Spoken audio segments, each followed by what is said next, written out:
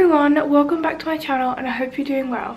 So hopefully by the time I upload this it isn't too late already into January. I meant to film this before the end of the year, but I don't know, stuff happened and I just didn't get around it, but I'm finally filming it today because I did do a little poll on Instagram and you guys definitely wanted to see this, so I still wanted to film it for you guys. So today I'm going to be talking about all the video games I bought for myself in 2017. I've still got to adjust and think, wait, we're in 2018 now, that was last year. I don't know where the time is going. I'm 22 this month.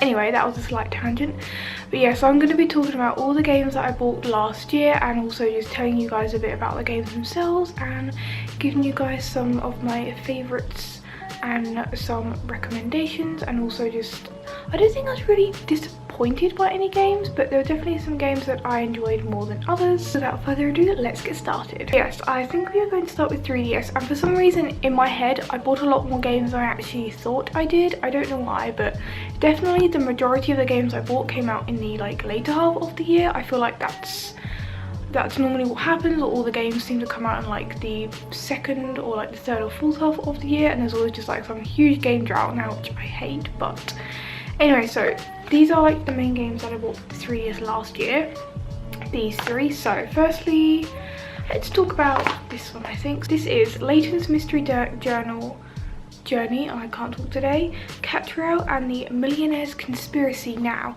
I have been a big fan of the Professor Layton series ever since it first came out on the DS. It started with this Curious Village and then there was a lot more and it went onto the 3DS and I bought every single one. I really miss that series so much. But then this year they announced, firstly, this actually came out on mobile platforms as a mobile game, but I refused to buy it because I was waiting for the 3DS version to come out. So I did, and this was released in November. And yes, basically this is a little spin-off game from the Layton series where it stars his daughter Catrell, and she is actually running her own detective agency, and you basically just go along with her and her sort of assistant friend and also her talking dog, and you go about solving many different detective stories around London. And I really love how it's I love how the game's always set in London. It's very close to my own heart, obviously, because I live here. Yeah, it's just a very nice atmosphere. The voice acting, I am a sucker for voice acting, that's why I love JRPGs, but this is so good. And even though it's not got Layton in it and Luke and Emmy and all the original characters, they still did a brilliant job with the voice acting. I had loads of fun seeing all the cutscenes and everything. The one thing about this game I will say is it's very text heavy, so any sort of RPG kind of game, you won't like it if you don't like reading a lot of text. I did find myself it's sort of the hard game to play when you're falling asleep at night. You really need to concentrate on what's going on. Aside from that, I have really been enjoying this. I've not fully completed it yet. I'm not the kind of person who's in any rush to complete games because a lot of these games came out at the same time, so I didn't have all the time to play all three at once. And like I said, I would like to take my time and enjoy them and make them last over the game drought at the moment. This features I think it's over more, it says more puzzles than ever before. Yeah, there's all new puzzles, there's lots of new features. I know this pleases me very much, probably because I'm a girl, but there's a bit where you can dress Catrell up in different outfits and design the interior of her office, and little things like that just make me very, very happy.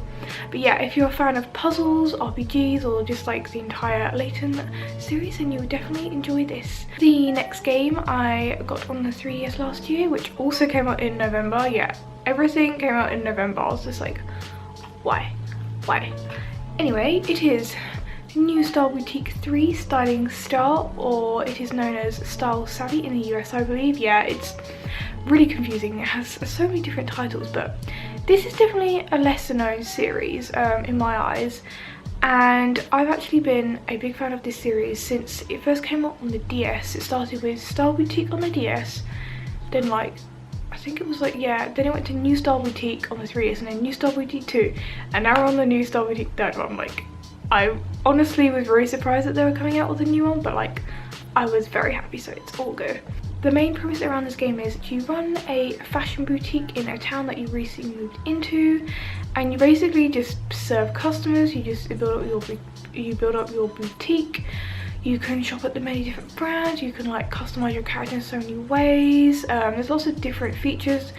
I'm still yet to get, like, I was playing this quite a lot yesterday actually, because I want to get further into it, but the last game had a lot of new features like hairstyling, and you could also do customers makeup and things like that.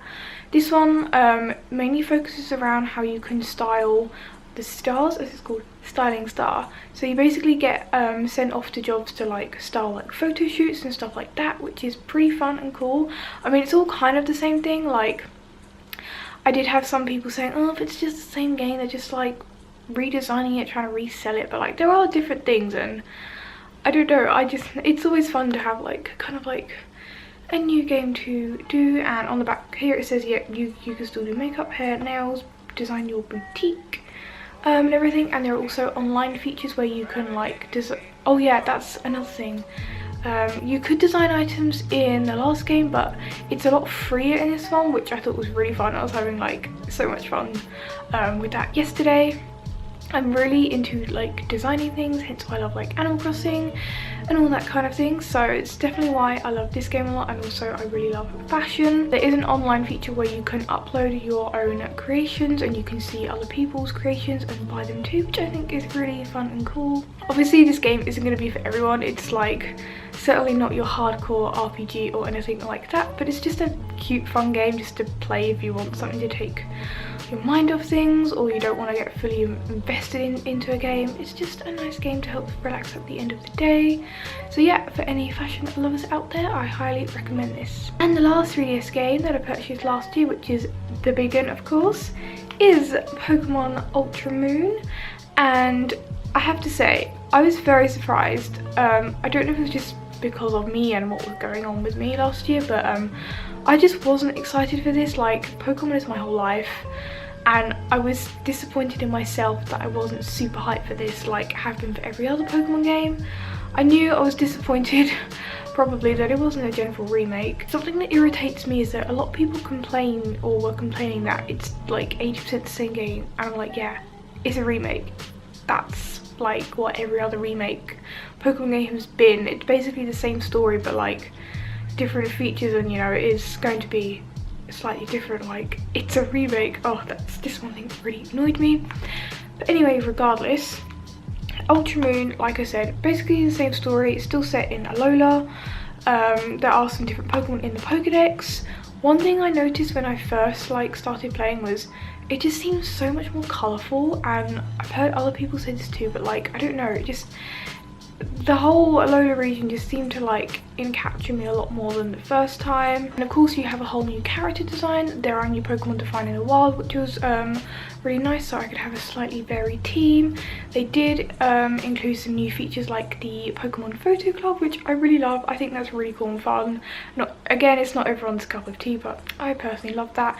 And also the Mantine surfing game, which I'm absolutely trash at. I'm not even going to talk about that. But I think the main difference with this to the original games is more towards the end of the game. The story gets changed, obviously, because it's a lot is revolving around Necrozma and like the whole World of Light thing, and also the Ultra Recon Squad. Obviously I don't want to spoil it for anyone if you've not gotten that far yet, but yes, a lot of it does change toward the end of the game, and trust me, it's so worth it. Like, I was so blown away by the cutscenes and the story. Like, I was so invested. It was so good, and I just wish people would like stop hating on it so much. From when I first started playing, like, I found it so hard to like put it down, and again, I didn't want to like rush the game. I wanted to take my time. Once you complete the game, there's a lot more post-story content, which I'm getting into now, which I will sure I will definitely enjoy. But yeah, if you are like debating over its whether or not it's worth getting this, then I really think it is, and you won't be disappointed. And now we have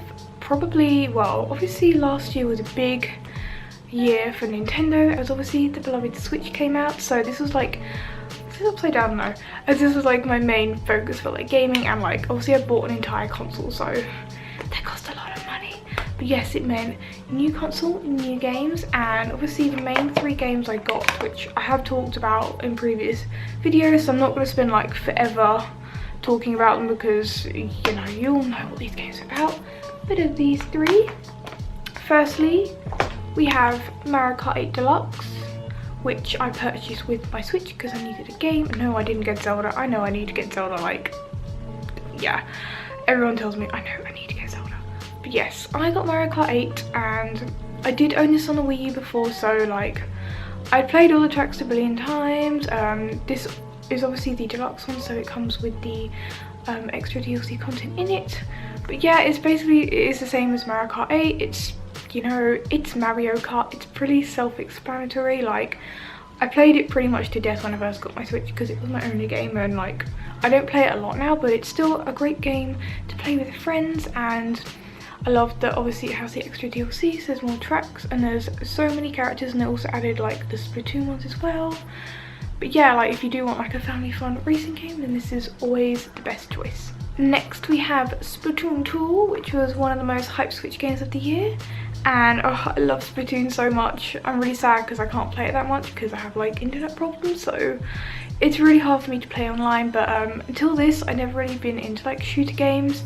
I didn't get it on the Wii, I don't know, I just didn't. And I think mainly because it was just so clunky, like, oh, that Wii U gamepad, like, that just triggers me, honestly. But yeah, this is so much smoother on the Switch. It's so nice. I also really love like the whole redesign, like, color scheme thing and just how everything looks.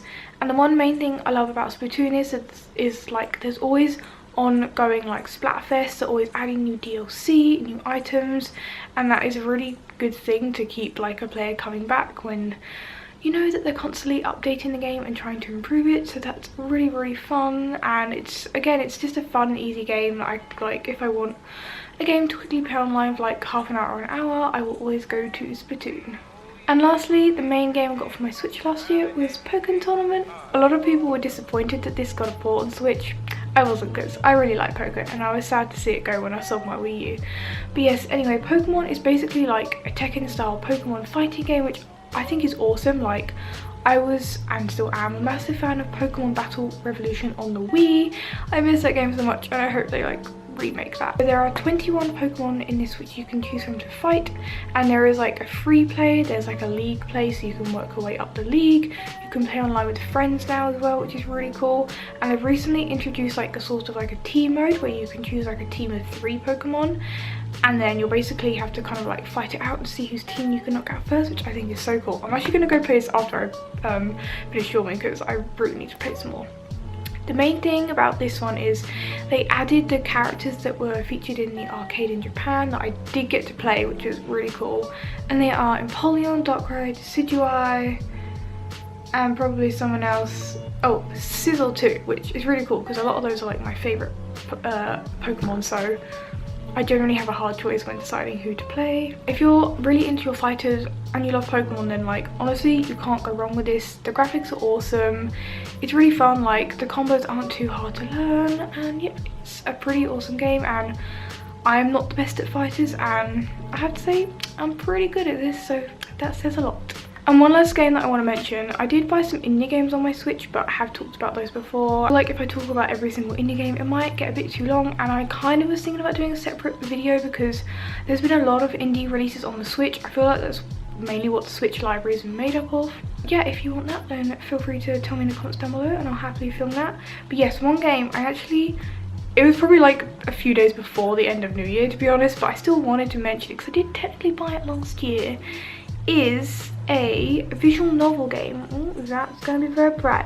It's a visual novel game called X Malice. Now, I've not really played too many visual novels. I've played like one, and a lot of people probably think they are proper games because literally all we do is like press X and read text. But again, it's nice sometimes not to have a game you'll have to be fully invested in, if you see what I mean, and you can just kind of like casually read it and just go along with the story. X Malice is a visual novel game, and there has been quite a few released like that on the Vita this year, including I think a Chaos Child as well, and Bad Apples, I believe. And I actually had quite a hard decision choosing which one to get, but after asking some friends and stuff, I decided to settle on that one. And also they were having like a half price sale on the PSN store, so I was like, hey, may as well buy it now whilst it's half price. But yes, it is under the Otome brand, and it's kind of like known as like an Otome game because it has a lot of like pretty boys in it, which is the main sort of attraction to these kind of games is the art style, which